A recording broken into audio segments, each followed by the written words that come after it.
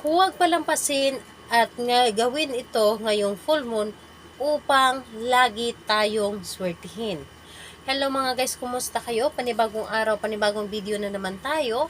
And sa araw na ito ay isa na namang video ang aking ituturo sa inyo na simpleng gabay o simpleng pamamaraan na makakatulong sa atin.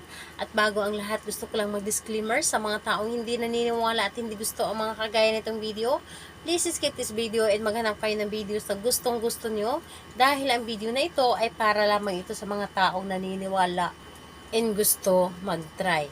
So, ayun po, sa lahat po ng mga nagko-comment po dito sa aking video, dito sa loob ng aking channel, mag-ingat sa lahat ng mga nagre-reply sa inyo na dinadala kayo sa kanilang WhatsApp and Imo app upang makaiwas po tayo sa scam. Ngayon po, ngayong full moon, May 5 ay full moon po, kailangan natin gumawa ng isang pampaswerte, kailangan natin gumawa ng pampaswerte upang lagi tayong swertihin sa ating negosyo. Kayo po ay nagsusugal sa ating trabaho. Kung ano man yung mga racket ninyo, ito po ay pangkalahatan para tayo ay hindi maubusan at maraming pera ang darating ang papasok sa atin. So, ayun po, dito po ay pwedeng gumawa sa ang mga tao or pwedeng gumawa kapag ikaw ay naniniwala sa mga pampaswerte. Pero kung hindi ka naniniwala sa mga pampaswerte, huwag mo na lamang itong gawin para hindi po masayang po ang inyong oras.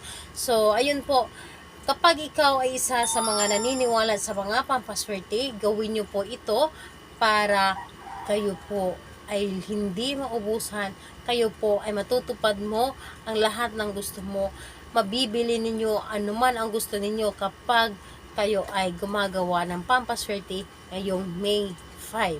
So, ayun po, ang kailangan lamang natin dito is kailangan mo lamang maghanda dito ng dahon ng laurel. So, dahon ng laurel, magsunog lamang tayo ng dahon ng laurel. So, kahit ilang piraso ng dahon ng laurel pwede po. Basta ito ay sulatan nyo lamang ng mga wishes ninyo. And ayun po, kahit anong wishes po, basta good intention lamang. Halimbawa ay pera, bagong gadgets, sasakyan, gusto niyo makatapos ng pag-aaral ang inyong mga anak, gusto niyo magkaroon ng trabaho, gusto niyo ma-increase yung sahod ninyo, pwede po. Kahit ano po, basta po, ito ay mga wishes po ninyo na matagal nyo nang gusto, gawin po natin ito ngayong May 5. So, May 5 po ay magsulat tayo ng mga wishes sa dahon ng laurel. Kahit ilang wishes pa yan at ilang dahon ng laurel ang ating gagamitin. At pagkatapos natin magsulat, pagkatapos natin mag-wish sa ating mga kahilingan, kumuha tayo ng kandila na yellow or di kaya'y green. Pili lamang kayo. Pero kung wala kayong kandilang yellow or green, gumamit na lamang kayo ng kandilang puti. So, depende po sa inyo kung ano po ang gagamitin po ninyo, green, puti, or yellow. Ang yellow kasi or green, ito po ay simbolo ng pera. Pero kung wala po kayo ng mga kulay ng yellow at green, puti na lamang dahil ang puti is purity at pangkalahatan na din po.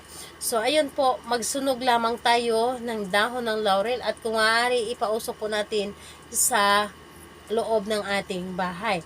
So, magsunog lamang at humiling, ito po ay makakatulong sa atin upang lagi tayong swertihin at matanggal yung mga negative vibes sa ating katawan or mga kamalasan sa ating pamamahay. At ang pumalit ay swerte. So, gumawa tayo ng pampaswerte ngayong full moon upang lagi tayong magkakapera at hindi tayo mauubusan. So, ayun po. Gawin ito ngayong full moon, May 9. So, kahit anong oras or mas maganda na gabi natin itong gawin, yung nakikita talaga natin ang buwan. So, ayun. Kung may mga or gustong magpa-shoutout, mag-comment lamang sa baba para ma-shoutout ko kayo sa next video. And sa lahat din po ng mga gustong magtanong, mag-comment lang din po sa baba para ma-replyan ko din po kayo. Salamat po sa inyo. Bye bye everyone. God bless us all.